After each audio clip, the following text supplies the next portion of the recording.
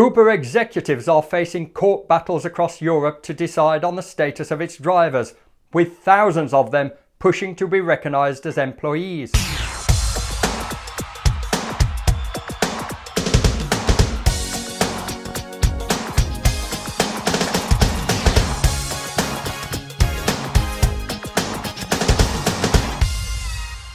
Last week, a judge based in the Netherlands ruled that Uber drivers should be classified as employees and are entitled to certain benefits that come with that status. A parallel ruling was delivered in the UK Supreme Court earlier this year, which classified drivers as workers, meaning they are entitled to a minimum wage, working time protections and holiday pay.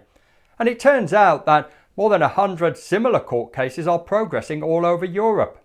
Most judges have, sensibly, sided with reclassifying independent contractors as workers and platforms such as Uber as employers. And the Commission cannot ignore these rulings. This is not just about one or two local tribunals either. It's a wave of judgments that have confirmed that this kind of work is compatible with employment status, and these rulings will definitely compound on the Commission's reaction. In a bid to retain the status quo, however, Uber claim that they are happy to discuss benefits and other aspects of the job with its drivers. But the simple fact is this: employment protection is not a matter of pick and mix. You cannot choose what kind of workplace protection you want to give. No employer is allowed to do that. And quite simply, the law shouldn't be juggled around with either to accommodate companies like Uber. It also begs the question, doesn't it? Why should we trust Uber to do the right thing anyway? Few, if any of Uber's claims have been objectively true, which is hardly a surprise given that their technology will have been written by programmers paid by Uber to a brief written by Uber. Hype about powerful cutting-edge technological innovations that could overwhelm incumbents helped hide the fact that Uber was actually higher cost and less efficient than the operators it had driven out of business. Advertorials about service users freely choosing its products helped disguise Uber's use of massive subsidies to mislead investors about its growth economics. Hiding accounts about driver pay concealed the fact that improvement was due to forcing driver take-home pay down to below minimum wage levels. Uber even claimed it would liberate people from their cars and reduce congestion in the process. But it has done nothing of the sort. Since Uber vehicle numbers are not capped and the barrier to driver entry is so low, ride-hailing services have flooded city centres across the world, making all traffic slower and any road-based transport more frustrating as a result. Was Uber really going to dominate driverless cars and displace private car ownership? Uber has already offloaded its air taxi enterprise in a pursuit to reach profitability, and weren't all these tales to create false impressions about robust long-term growth?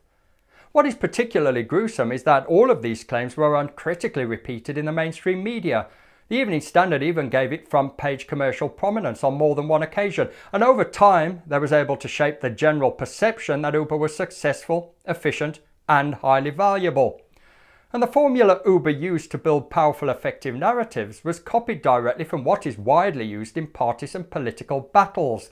It combined significant resources, the emotive us versus them propaganda-style techniques, and the willingness to deploy them in a ruthless manner.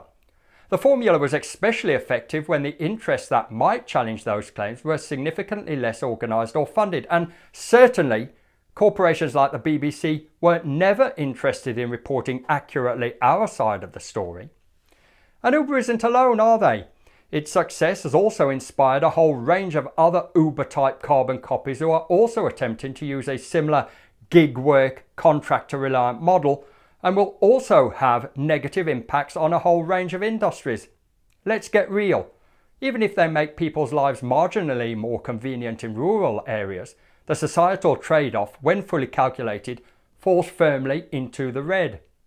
Over the past 2 years, some of Uber's messaging has changed, but going by the sheer carnage we see on social media on a daily basis, its working model seems to have not improved at all.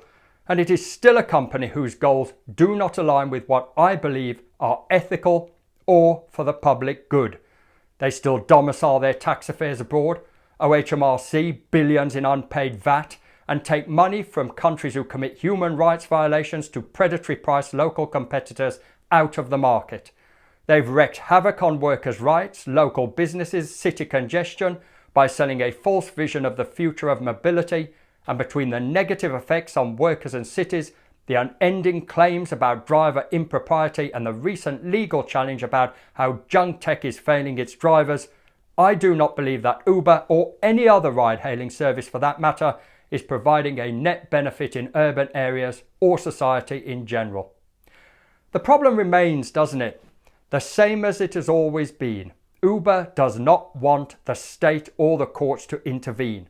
They don't want them to regulate or exempt them from existing laws designed to safeguard workers from unscrupulous employers, all of which means we end up with less social cohesion and less democracy.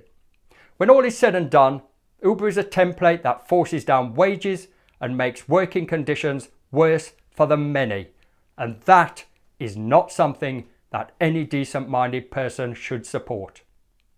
Thank you. That's it for this week. And of course, my opinions expressed here are my own.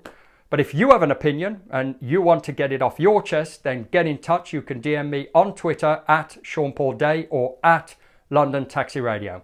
Stay safe, be kind, and I'll see you out there on the mean streets.